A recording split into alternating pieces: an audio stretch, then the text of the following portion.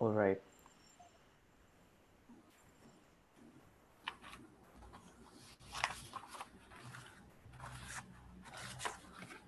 We'll begin the meeting in a moment.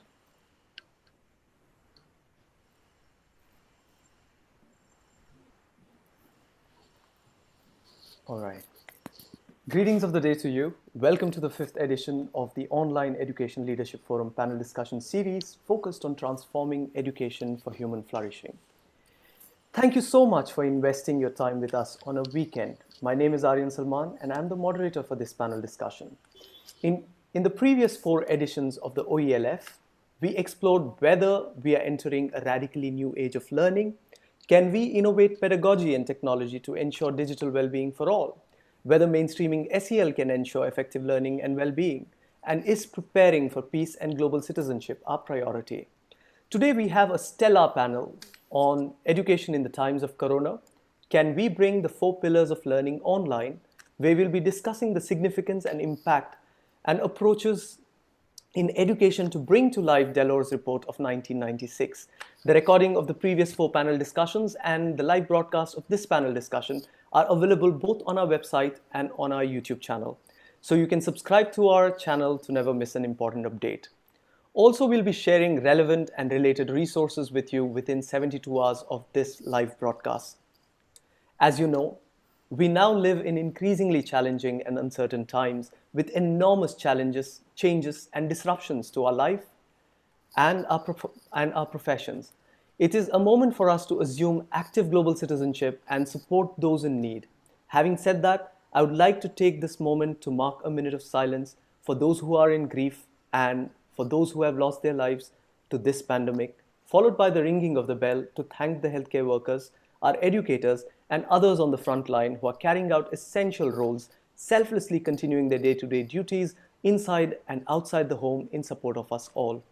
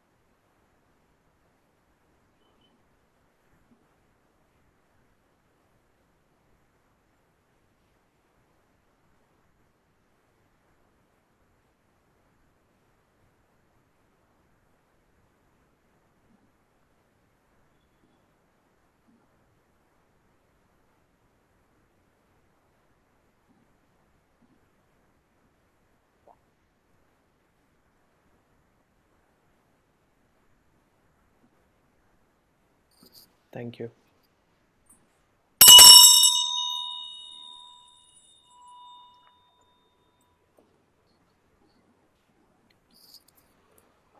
Now, the Online Education Leadership Forum was started with the objective to provide a platform for educational leaders to shape, empower, influence, and advance the discourse on, and be a springboard aiding action towards transforming education for human flourishing. One major outcome of the challenges that we face today due to the COVID-19 school closures is that it has made us educators and school leaders relook at education and recognize the role and importance of learning. This is the starting point in our efforts of fostering learning in all forms. I would like to bring to your attention the observation made in Delors' report almost 25 years ago, and one that is a stark reality even today. The report observed formal education systems tend to emphasize on the acquisition of knowledge to the detriment of other types of learning. But it is vital now to conceive education in a more encompassing fashion. Such a vision should inform and guide future educational reforms and policy in relation both to contents and to methods.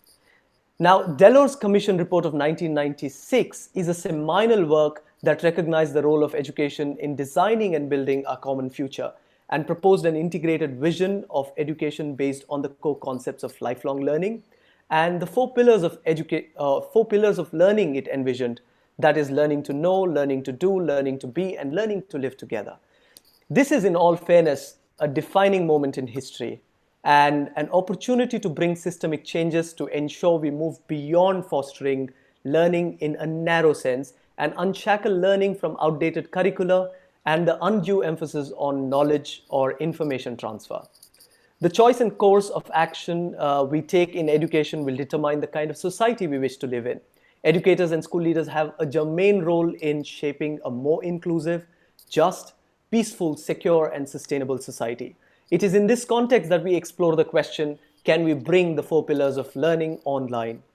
Through the Education in the Times of Corona online series, the Global Citizenship Foundation and the Council for Global Citizenship Education are committed to support school leaders and educators by connecting experts, practitioners, and educational leaders from across the globe to discuss and share ideas, best practices, and perspectives to navigate and lead through this crisis.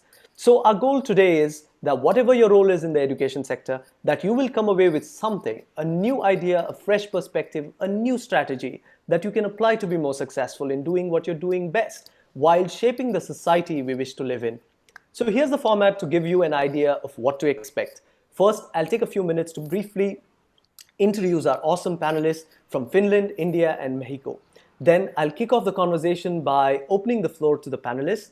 And in the second half of our time today, we'll open the floor to give you an opportunity to ask questions that you have been thinking about to help you navigate the present and upcoming opportunities, issues, and challenges to be more successful in your role.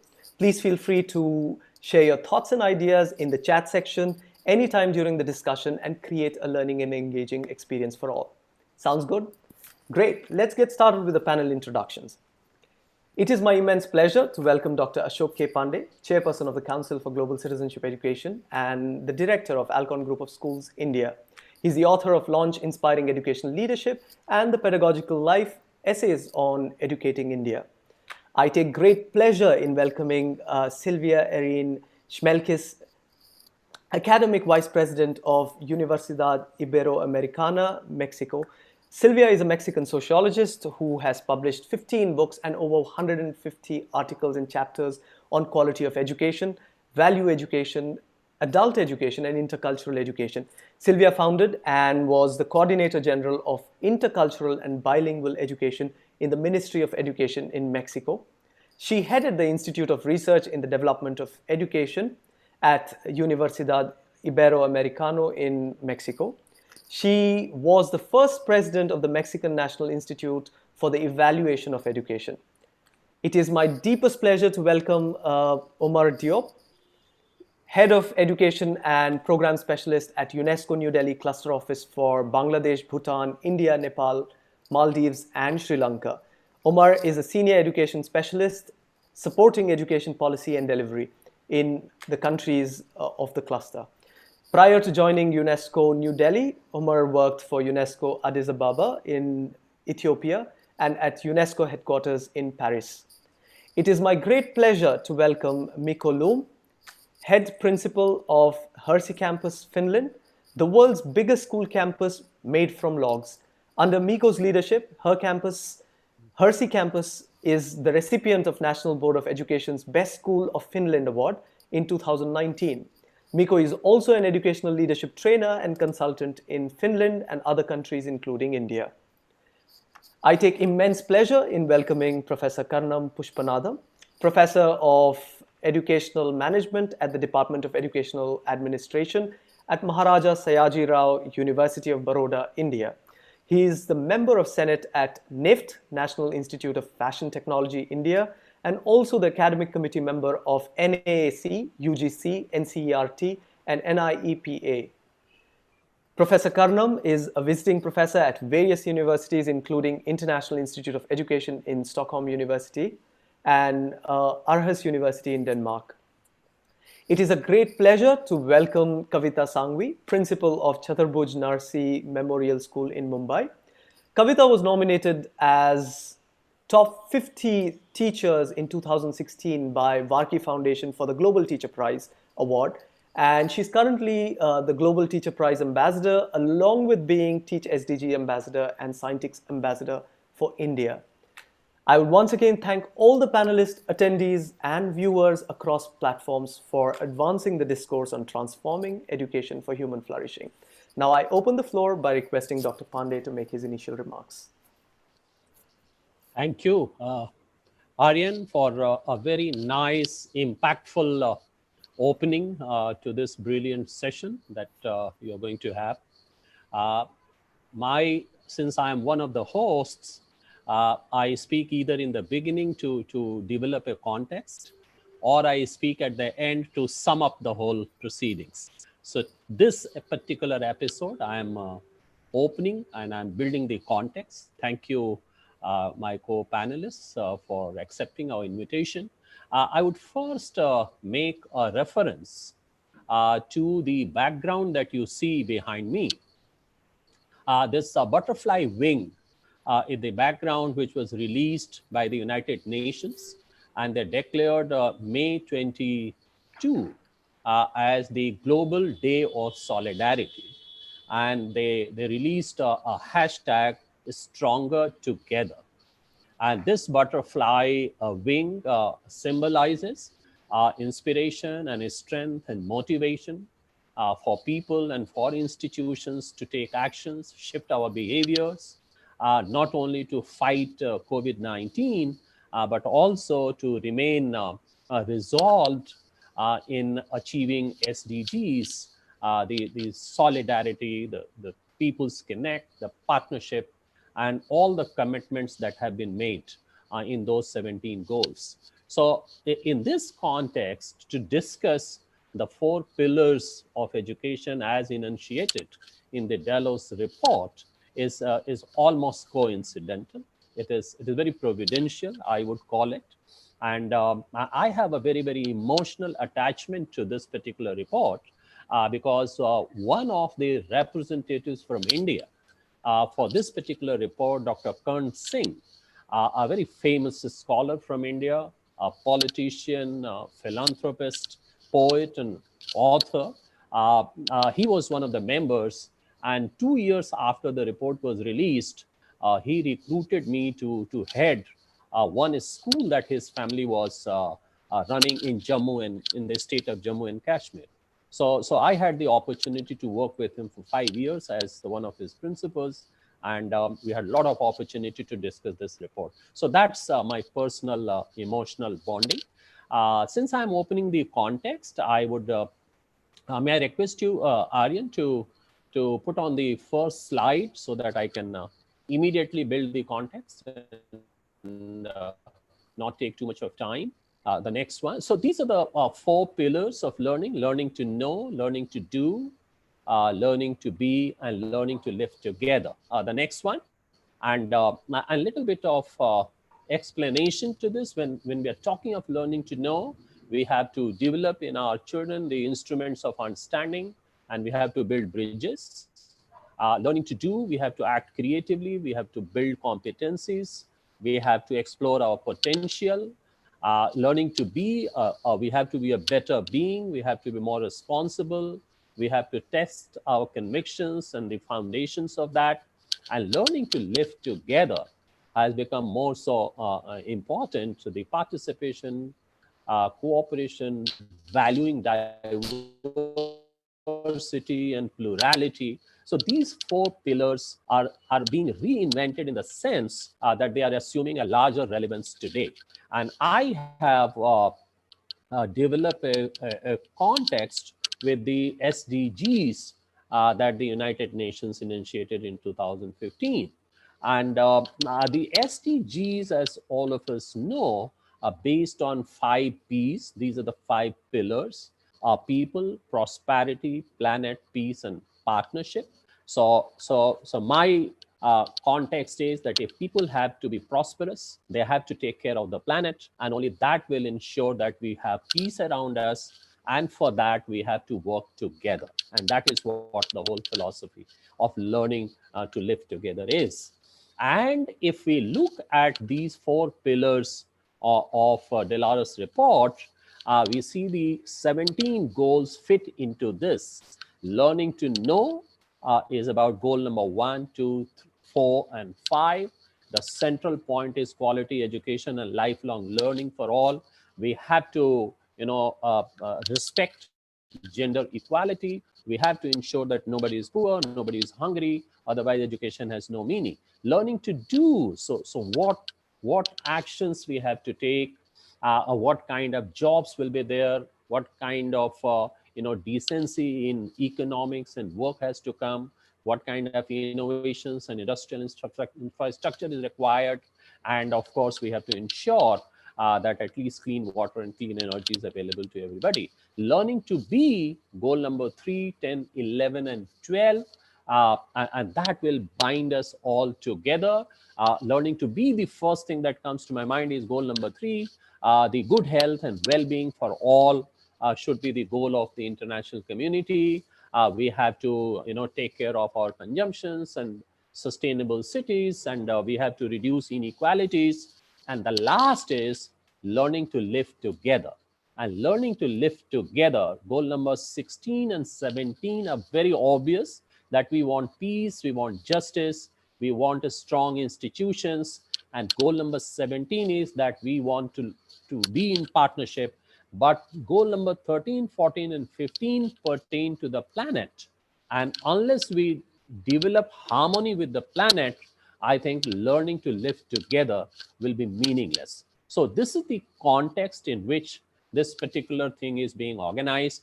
And I'm sure the distinguished panelists will throw their insight into it.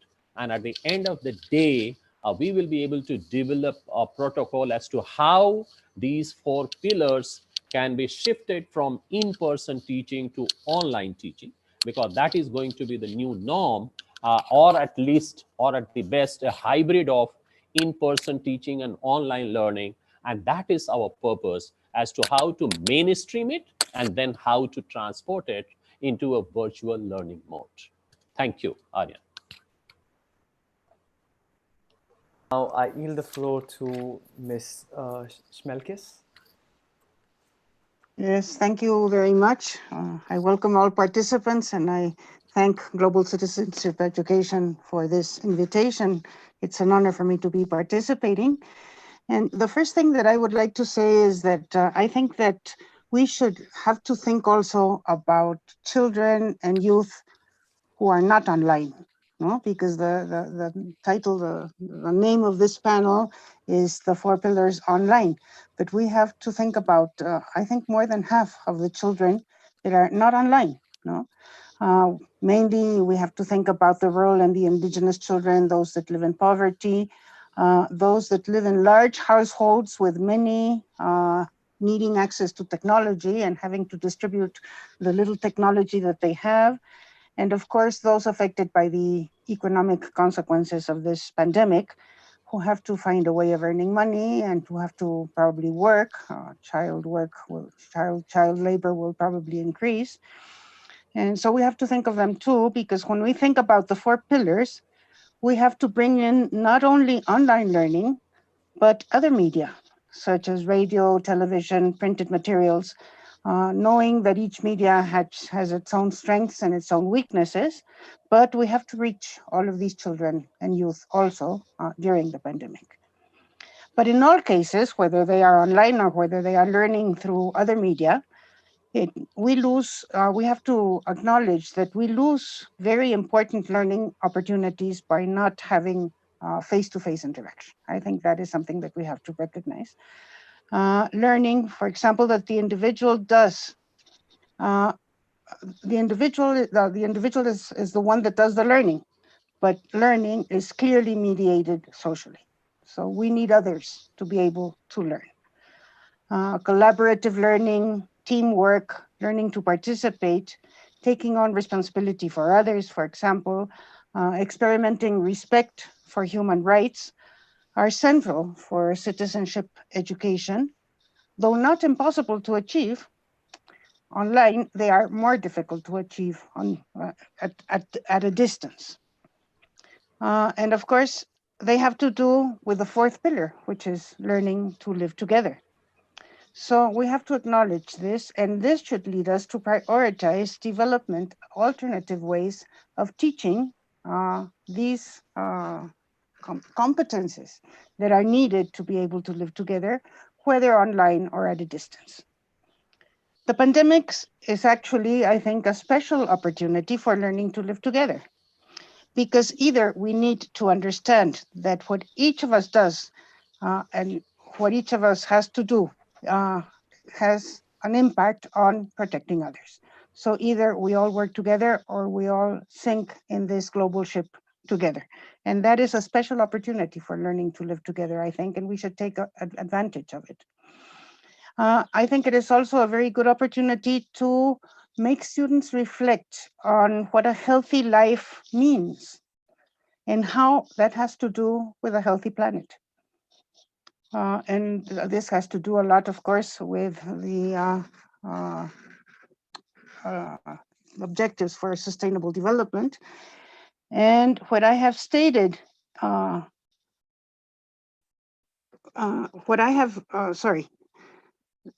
has to do with something that I have called the fifth pillar of education, which has to do with learning to be sustainable, to live in a sustainable planet, which I think is very, very important now. And this is something that we can take advantage of this opportunity for developing particularly. Also, I think that fun learning, learning through play, is of course what children and youngsters should be doing now that they are at home and they are not in school.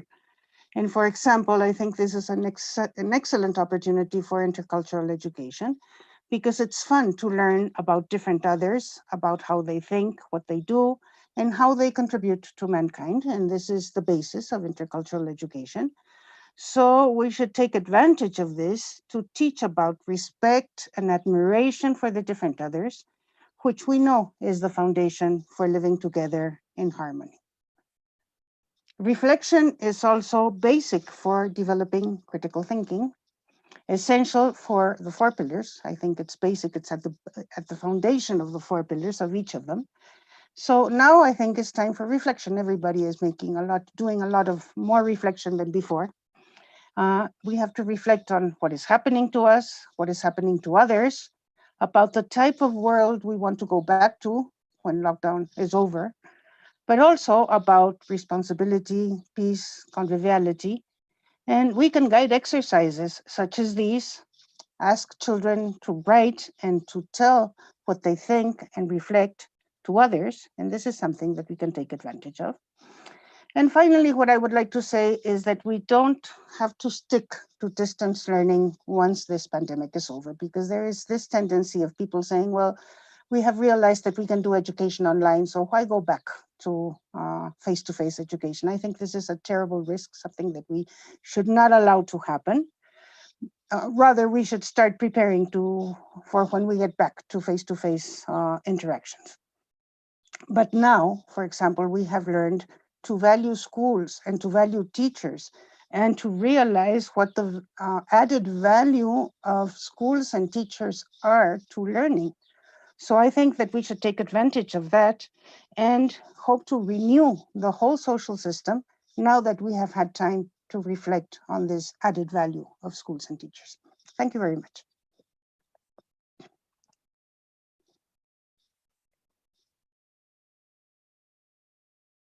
Now I yield the floor to Mr. Omar. Thank you. Thank you, Aaryan, and congratulations for this timely talk on the relevant topic. So please, can you just maybe project my presentation? Yes, thank you. We can go to the next slide. The following one, please. The other one, right there. Yes. Can you stop there? Now, I want to thank everybody, and especially for Dr. Pandey for setting the context, and then also Dr. Schmelkes in giving us some important point here. I think when we talk about the four pillars and the dollar report, we have to give it a global context, and that's what Dr. Pandey has done. And Dr. Pandey was also keen to distribute the 17 SDGs among these pillars.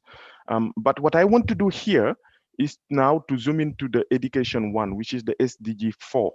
SDG 4, if you look at it, is quite central to the achievement of all the other SDGs. So, I mean, you cannot fight poverty without good quality education. You cannot go into gender without good quality education. So it's quite central. SDG 4 is central. But what is specific to this education goal is you have the targets within that SDG 4, and you have other targets that are related to other SDGs, and they are made explicit.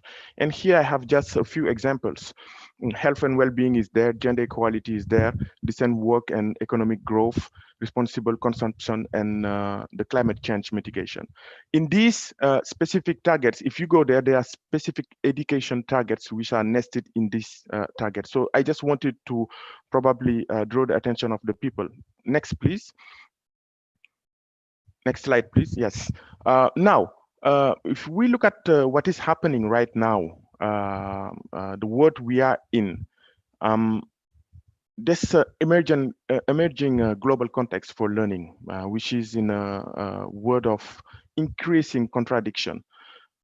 Economic growth is there in several countries, but at the same time, ecological stress is there, sustainable production and consumption. We can talk about poverty reduction. It was reduced in many of the countries if you compare to some times ago.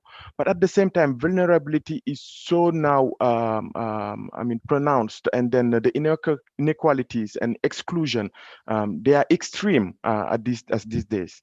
We are living in an interconnected world. That interconnected world has brought us to the situation we live in today. For example, someone was eating something in China, and that impacted everybody in the world, and then even the one who is living in the most remote area in Africa was impacted with this thing. So that interconnection also is bringing some kind of division, and sometimes it leads to some intolerance and conflicts. This is actually where we are living in, and this is in this context that the SDGs also were created, and I cannot agree more with Schmelkes when she talks about as a fifth pillar to have sustainability. But in order to be able now to link the 4 pillars to the SDG 4 targets, I thought probably we should look at the outcomes and then look at learning outcomes, for example. There are 7 associated targets and 3 means of implementations. And a key focus of these targets is on learning outcomes and knowledge and skill acquisition. 5 of the 7 outcomes targets that translate a clear concern with the results and outcomes of educational processes, both in terms of effective acquisition of basic competencies, as well as the relevance of learning, both for the world of work, as well as for participation in civic, social, and cultural life. Now, with this new situation, a lot of these things were challenged. And of course, we talk about right to education. And how can we talk about a right when we have a limitation of liberties and of freedom? Schools, education premises has to be closed, so people couldn't get to those learning environments. But of course, then response was to put distance and online learning methodologies. By putting that, probably we have excluded several thousands or millions of people who don't even have access to internet, or when they have it, they don't have access to a laptop, or simply they don't even have the time to think of it because they found themselves in situation where this thing was challenged. Now, next, please. Next slide. If we look at the 4 pillars, and it's only reaffirming the relevance of the 4 pillars of learning in this various time. I mean, it's the law report talks about the learning to be, learning to know, learning to live together, and learning to do. If you look at the Education 2030 framework, also it's inspired by these pillars of learning. They are becoming arguable and even more relevant in today's changing world, and a world of tension and paradox. we must protect these 4 pillars of learning and embrace this integrated approach to learning. If you look at the second column, it pulls out the language used to describe each pillar in the Education 2030 framework for action, which brings the to think about these pillars in more focused titles. For example, instead of saying independence, judgment, and sense of personal responsibility, we would say self-awareness, independence, judgment, and communication creativity. The renaming, if you look at in the renaming of this, if you look at the middle, then learning to be would be the equivalent of learning for personal development. Learning to know would be the equivalent of learning to learn to learn, right? Learning to live together would become learning for active citizenship. How do I become an active citizenship? And learning to do, which is learning for employment. Now, all of this has to be also, again, contextualized. And then next slide, please.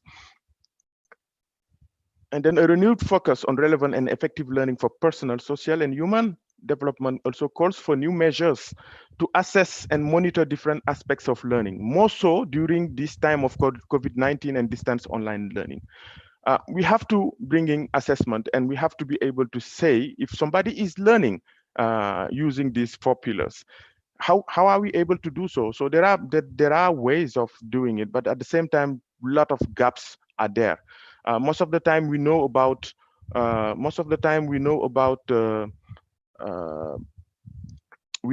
the cross-national learning assessments, the PASEX, the PISA for development, and all these things which are comparing countries. And there is also within the systems like early grade assessments and the national learning assessments which are in the system. But I thought we should also consider that dimension because, next please, because there are gaps in identifying and measuring flexible, transferable, and transversal 21st century skills. Next, please. 21st century skills, people do use it a lot, and people do put all this fancy and nice stuff to it. And when we call it soft skills, I don't agree. And when we call it 21st century skills, I don't agree too, because even in the 16th century, it was relevant to have those skills. But basically, just wanted to make the point here that a framework on transversal competencies is quite needed. And what you're having here presented on the screen is one framework that was developed by UNESCO Bangkok in 2015, which is clustering all these 21st century skills in blocks so that it can serve after for learning assessment purposes. Next, please. Now, rethinking education, a humanistic approach, and this is quite important because we are in this period, but this period is just defining for us a new normalcy, because I don't believe that we will continue to have education only online. It will have to be blended with other modalities, but definitely online use methodology of education will be increased. But it's always important to keep that we should put a humanistic approach to education and development while we can. So there is this publication that was released by UNESCO also. Resources will be made available afterwards, I believe, by the organizers. And I'm happy to know that Schmelkes also worked in this publication where there is a very good concern for sustainable human and social development. And moving from there now, next please, we are talking about the features of education. Now this is the last initiative that was started by UNESCO. This initiative aims to generate an agenda for global debate and action on the futures in plural with S, futures of education, learning and knowledge in a world that is increasingly complex, uncertain, and precarious. This will include the release of a global report in 2021, so next year, to share a forward-looking vision, education and learning, to serve as an agenda for policy dialogue and action at multiple levels. The first report we know was in 72, and that was the 4 report that talked about learning to be. The second report was in 96, the Delors report, which talked about the 4 pillars we are debating. And you heard in her address, Schmelkes talk about the need of a 5th pillar, which is going to talk about sustainability. So that debate is open, and now we call it learning to become. Because we are becoming something else, and there is something which is perpetually changing, a perpetual word which is changing. And I think all these has to be put on the global debate, and then a global report to be soon released in 2021. Thank you very much. Thank you so much, Omar. So I yield the floor to Mr. Loom.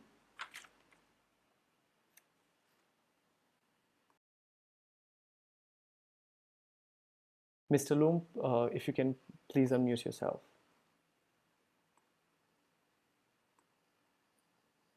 Okay, can you hear me? Okay, we can't see you, sir. Yes, I will. Sure, thank you Now, so much. First of all, I want to thank all of you who are online on this great event.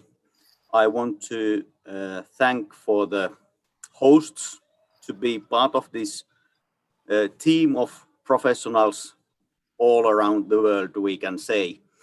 Really, we are feeling that we are doing same work worldwide. Thank you for the previous presentations.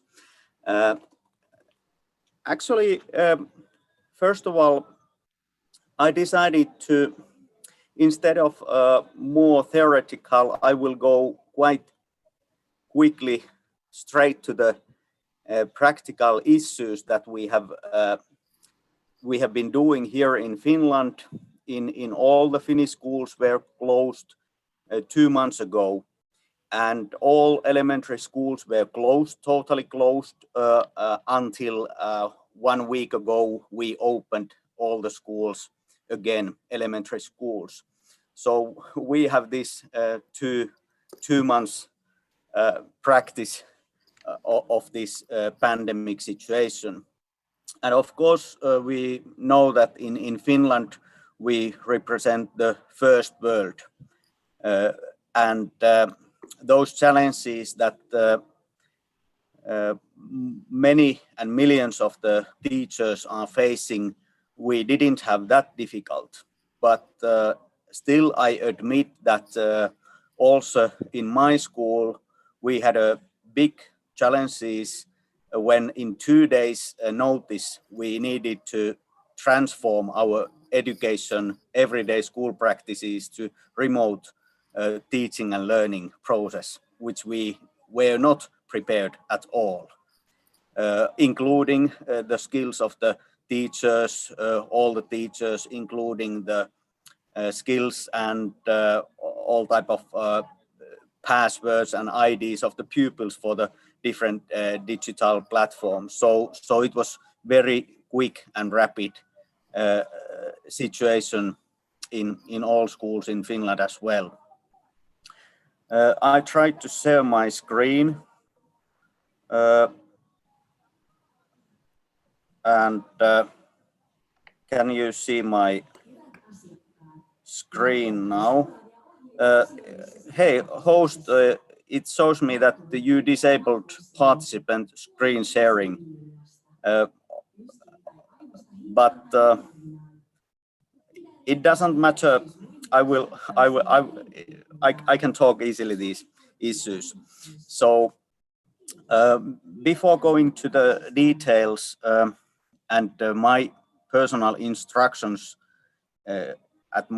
for my teachers, I want to stress that learning, what actually is learning? I think the deepest understanding what learning is, it is always communication. It's always some type of transforming information transforming data input, it's transforming messages, and it's also transforming these information with emotions. And in case of education, I hope that these our information and the messages, they are empowering and encouraging pupils and teachers, parents, all the community to learn new things. And this includes as well management, as the role of the principals is very vital, even and especially on these times. So on these remote learning situations, we need to reflect in our schools and our professions, what is the relationship between teacher and pupil and students? What are the basic values in individual level when we are talking about relationship between teacher, educator, and pupil and students, or relationship between principal and teachers and parents? We can think about different schools and different school cultures. If we are communicating with a director or principal or administrator or parent or even teacher whom we are scared, will it help you or us to reach a goal or learn new things? Probably not. What we call here in Finland, we have a concept of pedagogical love, which means shortly to be explained that it is encouraging relationship between educator and learner, and with that very deep professional relationship, it will encourage pupils to trust educator and make his and her best. I think that the basics for remote or distance learning, they have been set during the time before corona or pandemic situation.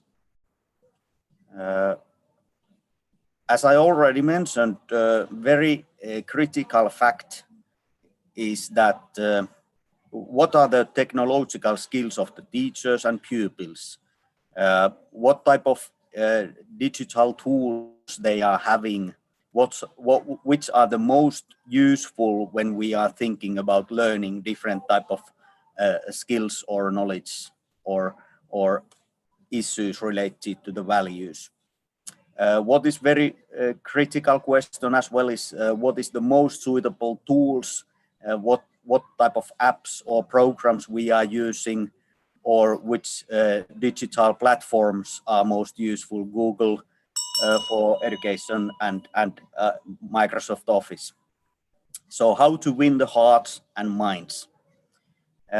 Finally, I will shortly say, it's a pity that I cannot share the screen, but 7 pedagogical steps that I mentioned for my teachers. First of all, make clear pedagogical aim for period to study with a physical distance. Second, make clear message for pupils and parents of this pedagogical goal. 3, define clearly the methods of learning and working.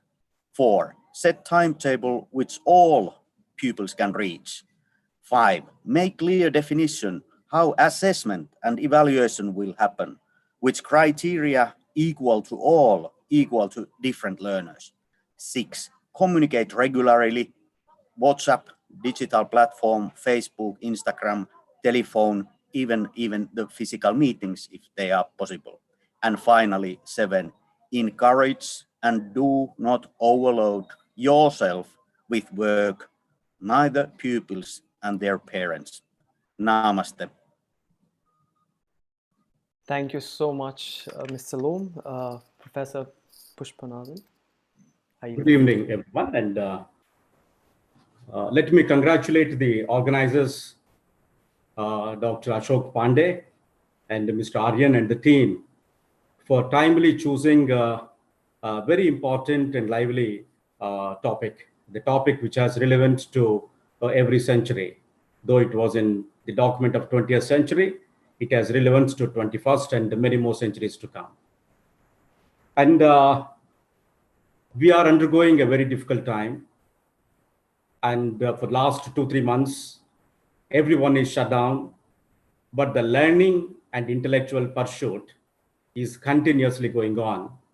And that really talks about the zeal and the interest of the academicians too. This is one such example.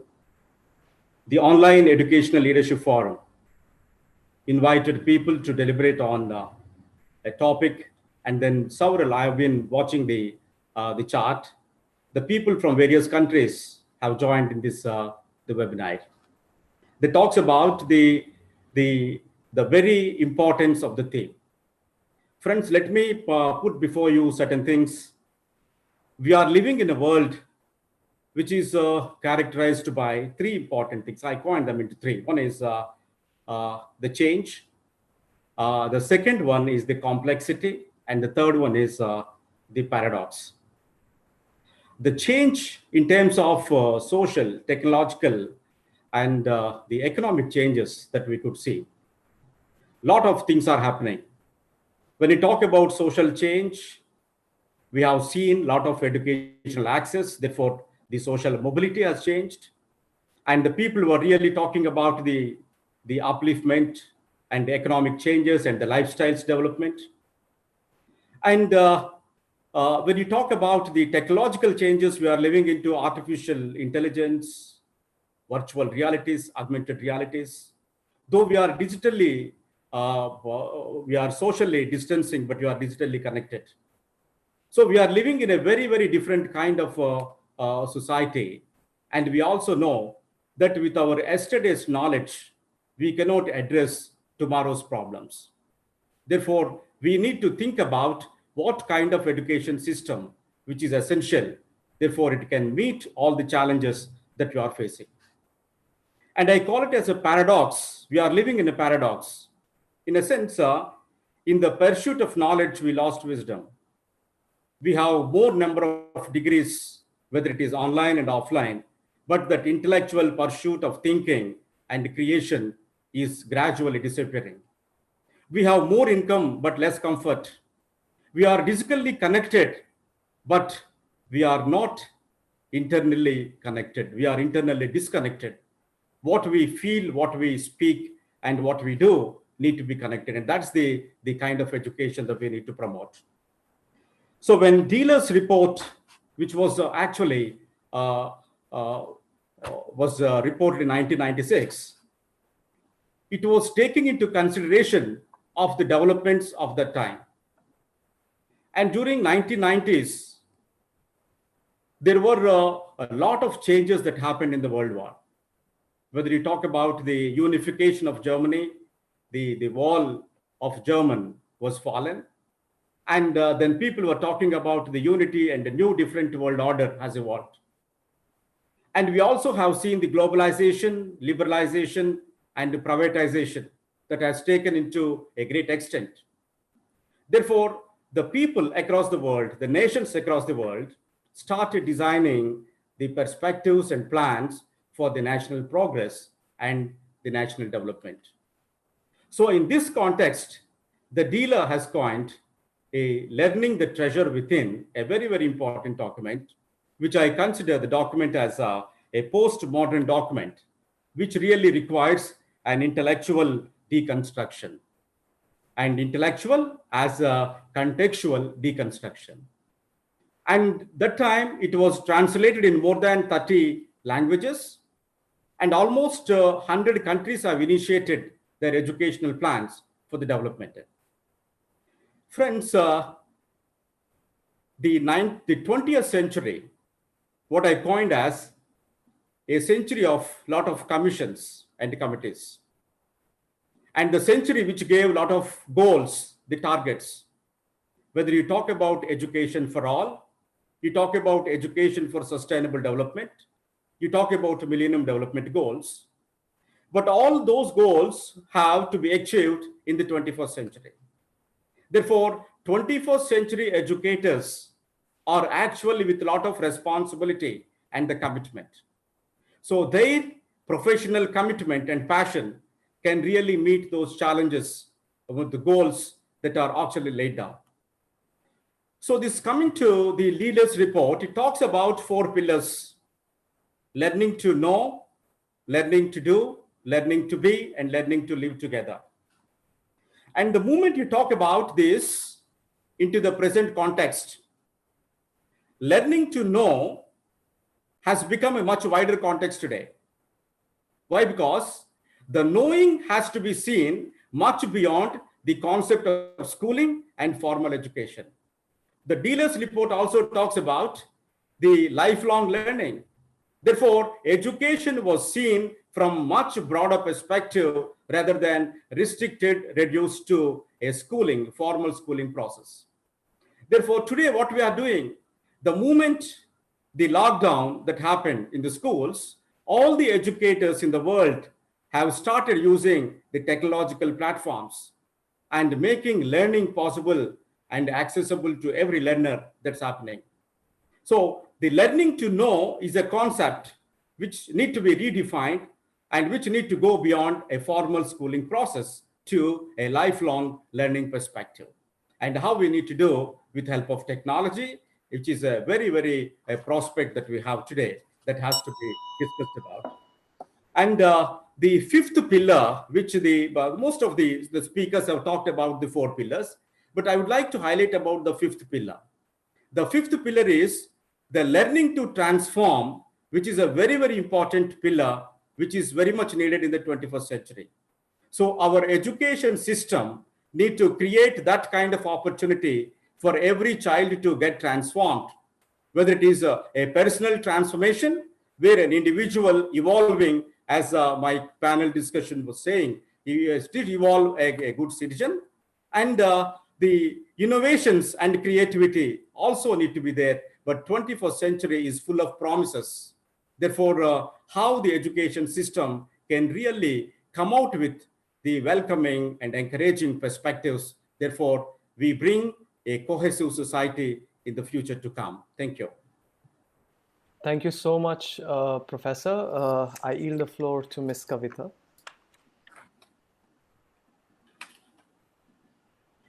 So good evening to everybody and the esteemed panelists and the participants. And thank you, Global Citizenship Education, for having me over.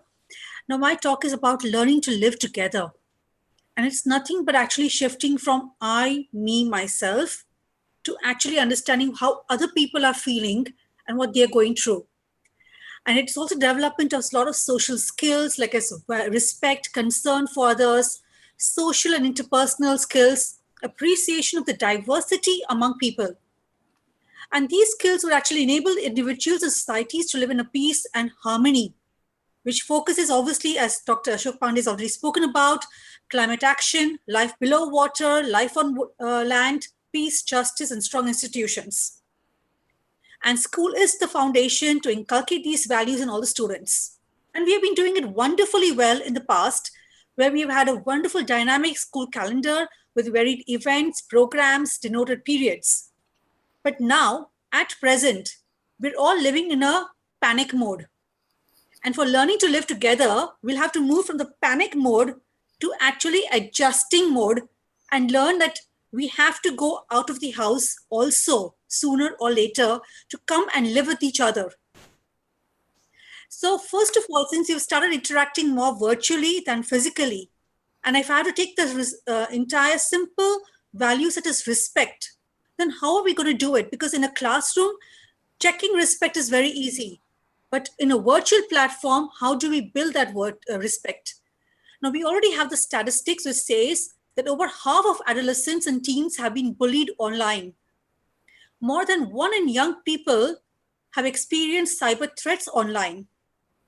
Over 25% of adolescents and teens have been bullied repeatedly through their cell phones or the internet.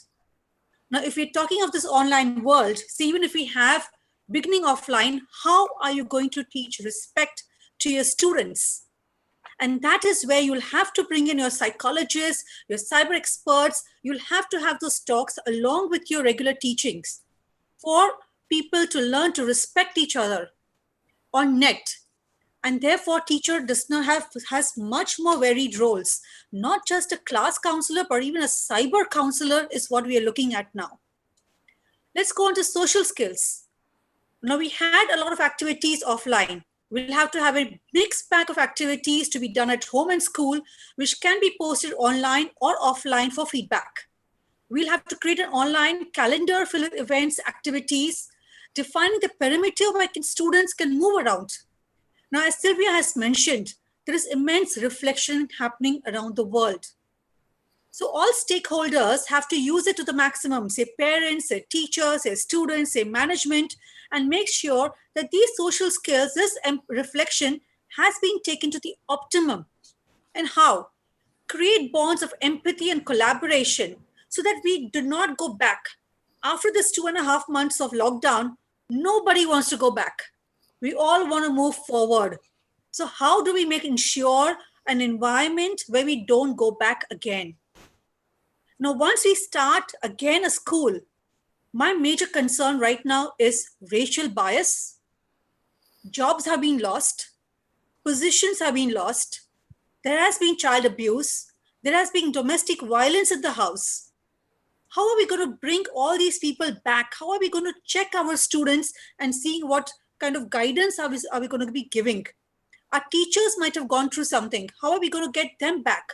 So when we're talking of working together, how are we going to appreciate and bring people around together on one platform? Noting once again, this 2.5 months have taken lots of people. Many people have lost their jobs. It's a very depressing situation that's going to be that's actually happened right now.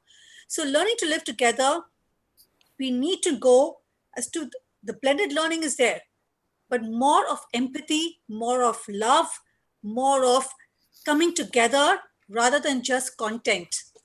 And I'm sure all of us are going to go for it. Thank you. Thank you so much. So now we would move on to the question and answer session. I would just like to let our participants know that your questions will be taken after this round. So my first question is directed to Professor Pushpanadham. Yes. Professor. So my question to you is: you talk about a world defined by change, complexity, and paradox. So in a world like this, how do you see? What are the practical things that teachers can do to foster these 4 pillars of learning online? See that it's a very good question, and so in fact, if you can bring some case studies or perhaps some researchers around these 4 pillars, how they can be brought to life. So even if you see the Learning the Treasure Within report, the dealer has highlighted certain tensions. He talks about the global, local, universal, particular, tradition, modernity, spiritual and material, long-term and short-term, and many other. What it seems, our education system need to be relevant. And we must educate learners not in developing the aspirations, which are aspirations are important, but those aspirations need to be very realistic. I think that kind of a system that we need to create. And the second important thing is, we need to develop a kind of learning where individuals need to learn to be oneself. Now we know we are talking about learning to live together is one. You can, if you are comfortable with yourself, you can be comfortable with others. So we must make our learners to be comfortable with the self. So our learning process that we actually propagate in schools need to develop this kind of perspective, understanding self. The knowledge, when you talk about learning to know, the knowing is not the external knowledge alone. Knowing about your self-knowledge. knowing about your likings, knowing about your dislikings, knowing about your strengths, knowing about your weaknesses, knowing about your culture. I think the knowing about the external world is important, and knowing about one's own self is also that much important. Therefore, we must educate child from this perspective of making learner comfortable. If the learner is comfortable with himself, he will be able to be, he will give comfort to others, or he will be comfortable with others. So the question to educators today is, to what extent we are making our learners comfortable in the learning process? Are we really bombarding with kind of knowledge? Whether the knowledge that we are giving is really relevant to the learner and the learner's progress and the social context. I think these things are very, very, very pertinent things. Even Deleuze talks about the whole vision of education, that he talks about the humanistic and integrative approach. So he basically wants whatever the contents, the pedagogy, the curriculum, and the teacher presence in the classroom. So all these things must create a kind of a social context where learners are comfortable and are able to develop the humanistic as well as the integrated development. I think that kind of education, which is very much required. Absolutely. Thank you so much, Professor. Ms. Schmelkes, my question to you is, you spoke about coming up with alternative ways of teaching competencies. So if you could highlight a bit more as to, like, practically what can teachers do, or what are the alternative approaches that a teacher can take in terms of fostering these 4 pillars?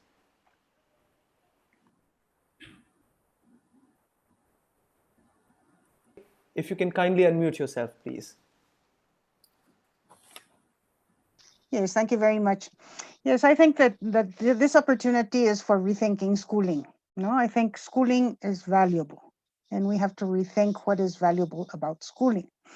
And one of the things I think that we have learned is that the acquisition of knowledge is something that if we teach students how to learn, is something that they can do very much on their own. They can acquire knowledge on their own. But there are many things that they cannot acquire on their own, that they need the school for, they need a guide for, and the teacher there is very, very important. For example, everything that has to do with systematic learning of skills and of competencies such as reading, writing, arithmetic, basic arithmetic, and other knowledge that has to do with dosification and systematic learning, you need a guide for that, and you need a teacher for that. And the teacher there becomes very, very important, and we have to value that. And on the contrary, the acquisition of knowledge, well, I think that we actually can teach in school, we can teach children to learn. And we can make them accountable for how much they are learning on their own. And this they can do online, or they can do with their books, or they can do in the library, or they can do talking to their elders, or they can do in many, many different ways, but they can learn to learn on their own. But it's very important to socialize what they learned, to come together with others and to tell the others what they learned and how they learned it, because that is what is going to help everybody else learn. So school becomes the specific area for socialization. And when you socialize, when you put together what you know, what you've learned, you also put together what you feel, what your aspirations are. You bring your talent into collaborative work, and you share this talent with others.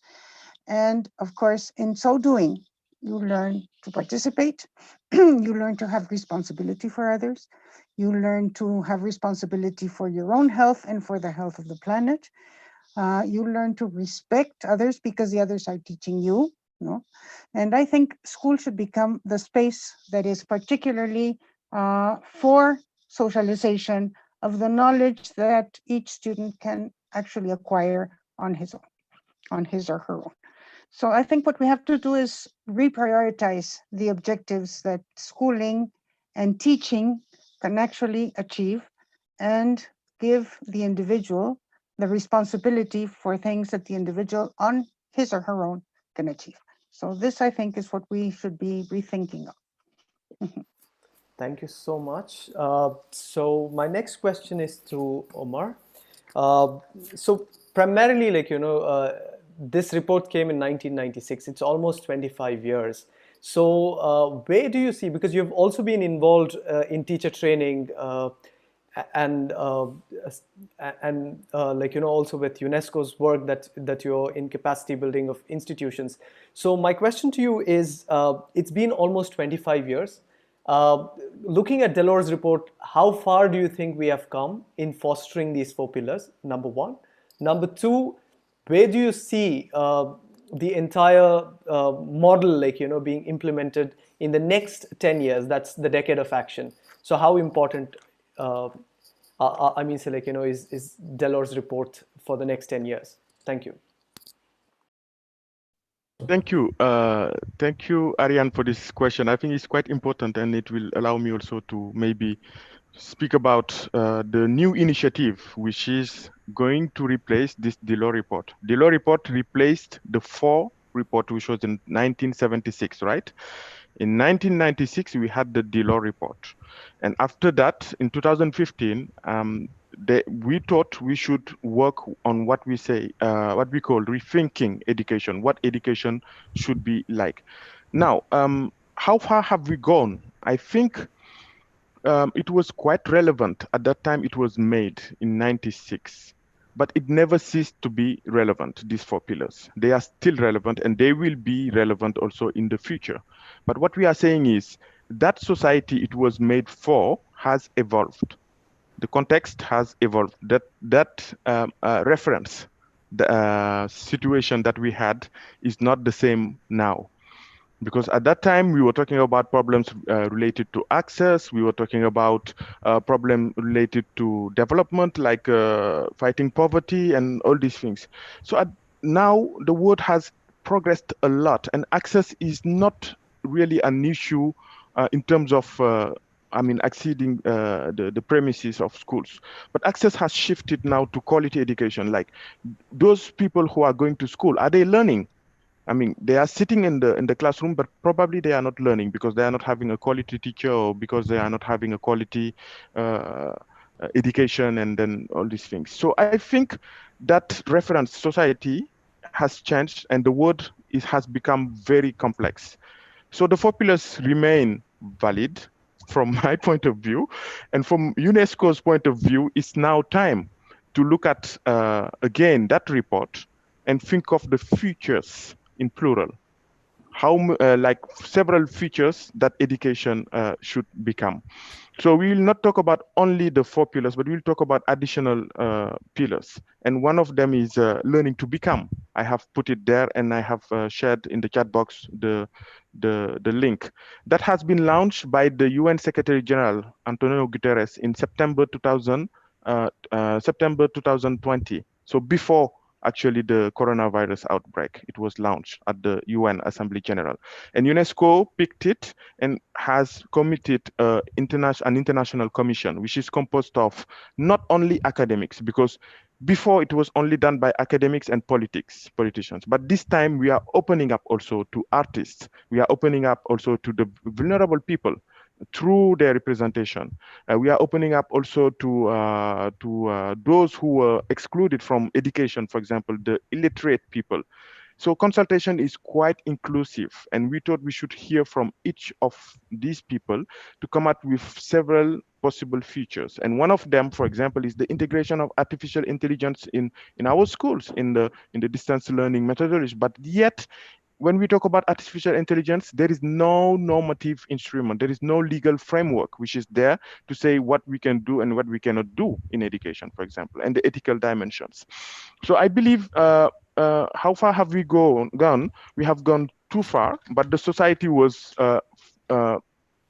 faster than we have evolved in our education system. The society has become something dictating us the state of the education. Nobody was prepared for this school closures and the learning disruption throughout the world. And we were talking about 1.5 billion learners being outside of schools and then the academic year being threatened. Nobody was prepared for that. So it means that the society went ahead of these 4 pillars of the education system. So now we have is the right time actually to come out with possible features and then nesting in the report which will be issued in 2021.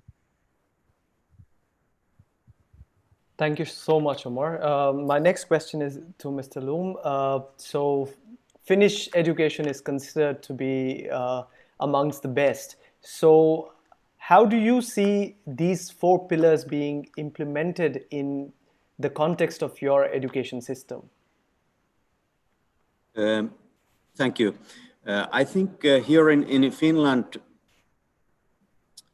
we are just facing the same issue that everywhere else. When we go regularly to normal schools where teacher is teaching, there are workbooks, notebooks, and pupils are filling them.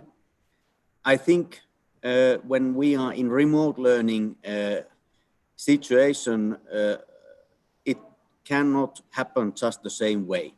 The learning process is then quite different when there is not teacher available and parents probably don't have time to try to work as a teachers. But these 4 pillars, I think we quite deeply trust, because there is a variety of the technological skills and tools which are available among families and teachers. So that's why we trust for all the teachers, and they can choose their methodology by themselves when they know their children and pupils and all the measures which are required. But I just give I try to be encouraging my teachers to be very innovative and use all the type of possibilities. And what was quite interesting, one of the most useful management tool and also educational tool was actually Instagram and Facebook, which are quite useful among almost everybody here in Finland. So, and also I used in my own school Instagram account. I used that weekly to keep the contact for the parents and students and all school people. And I got quite good feedback. I didn't do anything special, but people felt that the psychological meaning was very important to give a principal's message regularly for all the school people. So I think, for example, you asked that how we do those 4 pillars. I just give one example. One, it was quite creative practice that it was related to the 21st century skills.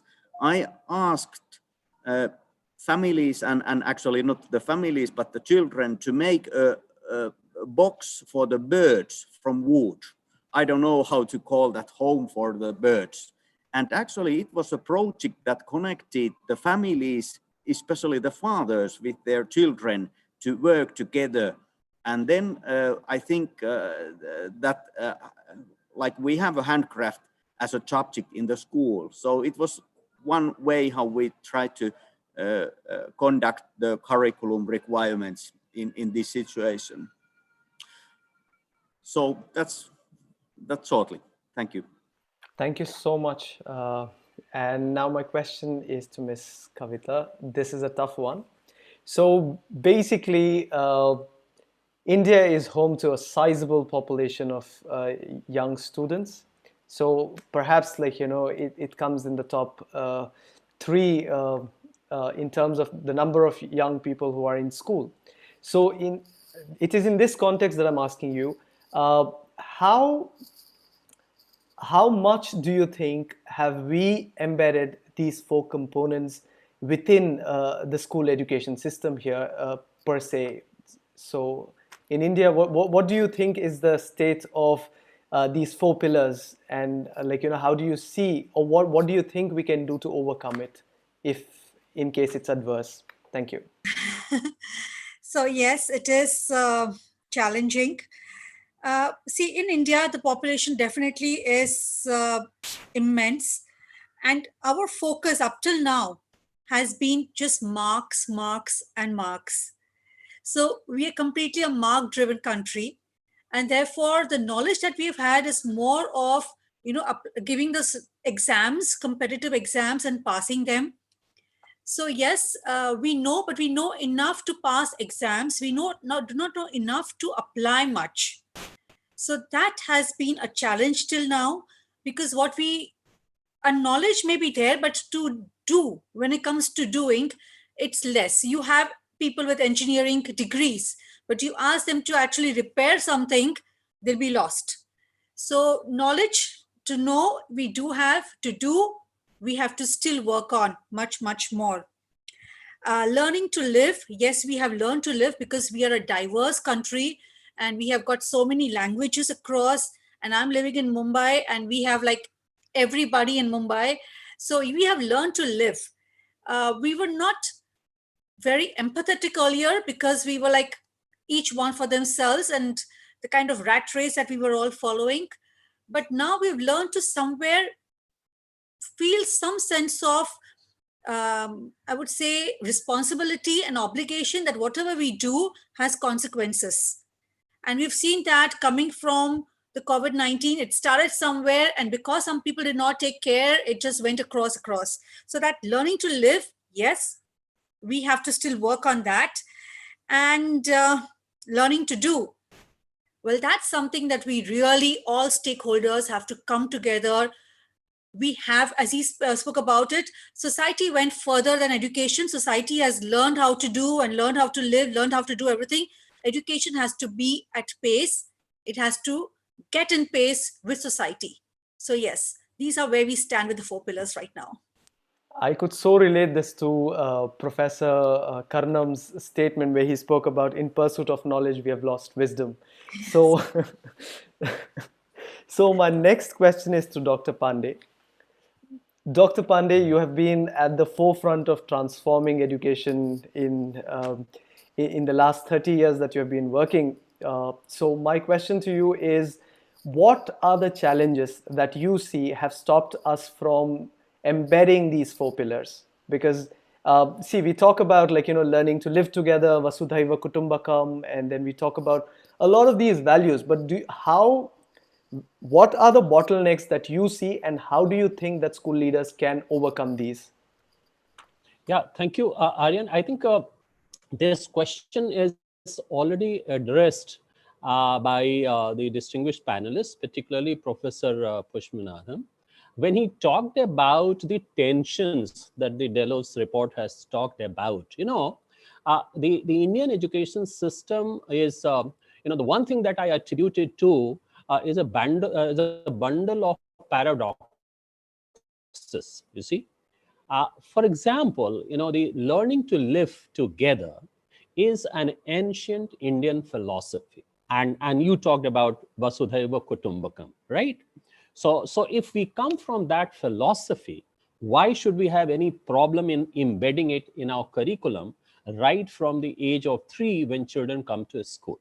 Number one. Number two, Sarve Bhavantu Sukhina, Sarve Bhavantu Niramaya. So when we have said it thousands of years ago that we are for the welfare of everybody, prosperity of everybody, there should not be any disease or problem of health for everybody. And everybody is not only human beings. Everybody includes all creations of the Almighty, plants, animals, birds, all creatures. So why we have not been able to embed it, and why we have to revisit it today in 2020 to even question that what is the problem with our education system. So I think this paradox and this tension that we have created between how much is spiritual and how much material, how much local and how much globalized, right? Earning for ourselves, earning for society. This inequality that we have lived with, and in a way we have conspired somehow to foster it, And in this disbelief or illusion that if we are very prosperous, that's it. We do not know the kind of tension that inequality causes even for the prosperous people is very, very dangerous for the society. So I think these are the paradoxes. There is a rethink. COVID-19, as Madam Sylvia said, has made us more reflective. And the last thing, Aaryan, that I want to tell you is that this COVID, a radical change that it is bringing, the one radical change it is bringing is in the terms of transformation. So individual transformation, societal transformation, and transformation at the global stage. And what is the transformation? It is not a very big thing that we have to do something big. Transformation is the difference between what we know is right and what we do to make that right happen. So we knew that we have to take care of ourselves, but we did not do anything for that. And that is why we did not transform. So this reflection, bringing in transformation, I think it is going to make a lot of change, and education system cannot remain untouched from this particular transformation. Thank you so much, Dr. Pandey, and thank you all of you. Now we are opening the floor to the audience, the attendees. So if anybody has a question, you can click on the raise hand button that you see in reaction on the top right, on the bottom right, bottom right of your screens. So if you can just have a look at that, you could. And also we have a few questions in the Q&A section. All right, so if you have any queries, you can raise your hand. Ms. Kavita Girdhar, you can answer. Yeah, you can ask your question. Ms. Kavita, you can ask your question. Yeah. All right, I'm not you able. You can unmute yourself, please. Yeah, and then you can ask your question. Okay, Ms. Prarthana, you, if you can, please unmute yourself. Hello. Yeah. Yes. Yeah. Just now I was listening to the entire conversation. I am attending quite many webinars and learning so many apps, tools for conducting online sessions and everything. But what I have realized, the bottleneck is here to conduct effective assessment and evaluate students' learning very effectively. In this process, we need complete cooperation of parents, wherein to track the students and all. But what I was realizing even here in India, the death rate is increasing due to coronavirus. So the mindset is now to deal with this panic situation. And how can we create that effectiveness? Is it do we need to make a slight shift in maintaining SEL, I mean to say social emotional learning of the students rather than focusing more on academics? Or else how can we justify what we are doing? Do we need to focus on academics? What do we call it as an effective online sessions, what we are conducting? How can we define that it is effective? So definitely by considering the present scenario, we have to be a little bit flexible, compassionate, empathetic towards the children. I think her question is clear, and I will request any of the panelists to come, but my comment is the first part of her comment was her question and second part was the answer. So Prarthana, you have already answered your question. You have to be flexible, you have to be compassionate, you have to postpone this obsession with assessment, be available to support their well-being through your socio-emotional connective empathies, and an assessment is not running away from us. We'll find a means and ways to assess. Let us utilize this time to find out and innovate what are the different alternate methods of assessment, so that we are not caged in our old methods of assessment, right? Yes. If you heard Mr. Mikko from Finland, these 7 messages that he has given to his teachers, you see, and he talked about the methods, the pedagogy, everything. But the last thing that he said was, let us not overload anybody with anything. So I'm just adding to that. Let us not overload the parents and students with assessment load at this particular juncture. But I will invite any of the other panelists to add something if they wish to. Yeah, I have something to share. This is a very pertinent question in a sense, the way in which digital learning is happening across the country, across the globe, is just replacing the classroom teaching model into a digital learning model. It is the teacher who is seen on the screen and they're in the classroom, and the teacher teaches literally, and the learner attends to. I think such kind of practices over a period of time really have a negative implications about students' learning experience. What is most important is we must come out of our textbooks, we must come out of our fixed lessons, rather to become teachers, a creative entrepreneurs in developing a context-based, home-based learning for life, which is more important now. There are many other things which learners need to learn. Are we really focusing about those things? For example, the learners practice the health and hygiene. Are we really doing that? Or the for recreation, the music, art, dance, are we doing it? Or you talk about the creativity or exploration of the worldwide knowledge. Therefore, to what extent that we are really allowing a child to explore into the digital world is a very, very important thing. And that kind of opportunity is very much there in the digital lessons. And the second is the assessment. Assessment has two perspectives. One is assessment for promoting a learner to a different cadre. Therefore, most of the teachers and schools are concerned about the authenticity and the credibility of the assessment. But in the digital learning, what happened? You are making learner responsible. He becomes a self-responsible learner. Therefore, assessment has to be seen as a learning. Therefore, the child will be able to assess to what extent he learned and what is for him to learn further. Therefore, the child prepares his own perspective plan for learning, and our assessment need to be. Therefore, it can be a peer assessment, it can be a self-assessment, or even for a teacher, maybe the learning analytics, which is a very, very popular method with the help of technology. What kind of the websites the learner has really explored into, how much time he explored into, and how he actually derived into the learning outcomes. I think there are many number of alternative things where learning and assessment becomes joyful experience for the children. The only thing is we need to come out of our conventional methods. Thank you. Yeah. Ms. Yeah. Schmelkes, Yeah. Please go on.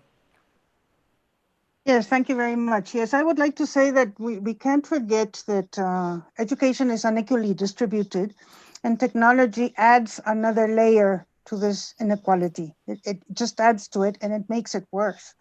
So actually what we have to be doing during the pandemic is enriching the best ways we can and through all the media that we can, enriching the learning environment with things like Professor has just said. I think that is very, very important. Assessment is something that we have to leave for the future, and in the future, when we go back to schools, assessment has to be only diagnostic. We cannot blame the students for this inequality. It would not be fair to make assessment a question of deciding who passes and who doesn't passes, or what kind of a number or a letter he has or she has as a consequence. I think we have to do assessment but for diagnostic purposes, formative assessment, to be able to plan what we have to do with each of the students according to how they were able to develop during the pandemic. But right now, I think what we have to really focus on is how we can reach the children, enriching their learning experiences and making learning experiences relevant, and also developing all aspects of the human being, not only knowledge. No? Thank you. Thank you so much. All right, so we have one question here which is related to what Ms. Schmelkes has been talking about.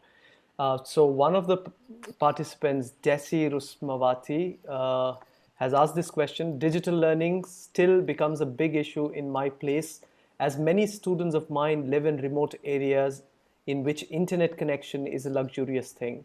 How to overcome this situation? What do you have any suggestion of what offline learning tools can be used for this condition? So Mikko is answering. Yeah. yes. Yeah, just shortly, we have that type of situations even in Finland also. And also there are families where a lot of kids, even 10 children might be in some families, and there is only one computer. So we are facing these same issues also here in Finland. But one example could be that I have advised my teachers that they can give like the 1 week task for each children, and then we don't require them to be online even daily if it is not possible. All of them, they have some school books. Hopefully once a while they can enter to internet, but we have given like a 1 week task. Sometimes it's possible to give only two days task and then some type of checkup. So I think these could be some examples how to be somehow successful during these times. But for this assessment and evaluation, I would just also bring that idea that we have been talking about 21st century skills. So I think this is wonderful time. I agree that this is challenge for all of us, but I would like to say that this gives more possibilities for all of educators globally to develop education system, depending the way how we see this situation.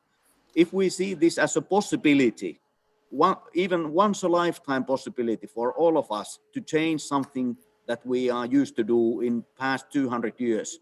So I think I don't want to provocate anyone of this wonderful conference, but I make a question all of us, and especially for me and myself. If I would learn to recycle all the waste that I produce and my home produce during this 2-3 months period of life, how this world would change.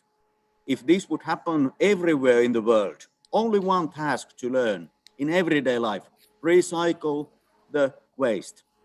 I think we wouldn't need to talk anything about academic knowledge, mathematics, literacy, if this one task would be reached globally. But I don't want to hurt anyone, but this is just like a innovative approach for this question. Very interesting discussion. Thank you. Can I add something here? Sure, of course. So what we are planning is that we're trying to connect with a cable channel person so that, for a preschool, we can, Zoom our classes so that they can do it on TV. They can watch it on TV, because we know that for the preschoolers, it's very difficult to use any technological device. So at least TV is something which is approachable, and a cable channel that we are trying to get in touch with. So maybe you could try something along in your vicinity also. So to add to this, yeah. Oh. No. Please, Professor, go on. See, there are certain initiatives made by our Ministry of Human Resource Development. And we have a Central Institute of Education Technology, which is a part of NCRT. And they, in collaboration with certain reputed institutions in the country, they created a Swayam platform. And a lot of the courses on MOOCs were developed. A lot of open educational resources are developed. And every resource was kept in a repository. And what is required is if we can make use of certain materials which were prepared by the experts at the national level and which are made free to everyone in the country as well as abroad. So utilizing the open educational resources is also a very, very important competency. So it is not necessary the teachers really need to come out with different things, but navigating the kind of things which are already existing and mapping them to their pedagogy and curriculum perspectives. And that is also a skill that teachers really need to develop. Therefore, In let us fact, try to identify the kind of open educational resources that are available by created in the Swayam platform under e-Pathshala. I request all the teachers to go to Swayam platform and find out the kind of materials available, video, audio, and also the animated movies, which can make learning really joyful. Thank you. Thank you so much. Professor Pushpanadham, Yes. all these facilities, are they available to the teachers outside India? Yes, yes. It's an open platform, Yeah. and these are the open resources where everyone can really make it accessible. Yeah. So then this response of professor becomes very relevant to the person who asked this question, because she's from outside India. Yeah. And if these resources can be used in addition to what Mr. Mikko said, Kavita said, and making use of radio community services, interactive voice responses. So, locally they have to innovate as to what is the best way to connect with the children. So I think this is what the panelists have said. I think Mr. Omar has to add something. Mr. Omar has to add something. Yeah. Yes, sir. Yeah, thank you. No, just wanted to agree with everybody. And also we have relayed the information on MHRD solutions, online solutions on our website, UNESCO New Delhi website. And globally, we have set up a platform which is called Global Coalition for Education, which is, I have indicated the address on the chat box. If we go there, you will find solutions, distance learning modality solutions, which is using high tech, low tech, and no tech. There are some systems which are there using no technology at all, radio, TV, print system and things. Everything is put on the website, and it was actually made available by our partners. A lot of partners came on board with UNESCO, and a lot of governments are using it. And I believe MHRD also was very keen in using some of the platforms, but there are some dedicated Indian platforms that we have also indicated on our website. Thank you so much. Thank you so much. So to add to this, UNESCO MGIEP, they have some really interesting resources on social emotional learning, and also on pandemics. They have a very interesting course that you can have a look at. In fact, we spoke about innovating pedagogy and technology. So we had this panel discussion on the same. So you can also watch that to get an idea on a lot of these low tech and no tech solutions that you have. Also to add to what our panelists have been talking about, using resources in ways possible, like your IVRS solution and stuff like that. So one thing that educators can do is not to try reinventing the wheel. This actually puts you under a lot of pressure. So instead of creating content, try finding content which is easily available and you can adapt it to your circumstances. Because at the moment, teachers are also going through a lot of stress. They are going through a lot of things. So the idea is not to overburden them. Let's take step by step. So that's the solution. So we are almost at the end of our panel discussion. So I have 2 or 3 things to tell you before we take leave. The first thing is the next panel discussion that we have is on June 6th. So check out the OELF page that we have. We'll be uploading the panel details shortly. Also, if you're interested in asking questions, or if you have any, if you're having any trouble with adopting a certain kind of technology, or you have questions to our panelists, do write to us on our email and we'll try reaching out to them on your behalf. And lastly, we are running a campaign for fostering global citizenship education across the world. So if you're interested in being part of that campaign, reach out to us on Twitter. We are running this campaign from this week onwards. So thank you so much. I thank all the panelists, and also to Ms. Schmelkes for having woken up so early. Thank you so much for accepting our invitation. So All the panelist details are available on the Thought Leaders page of our website. So you can have a look at a brief profile of our panelists there. Thank you so much and wish you a safe stay and all health. Have a great time.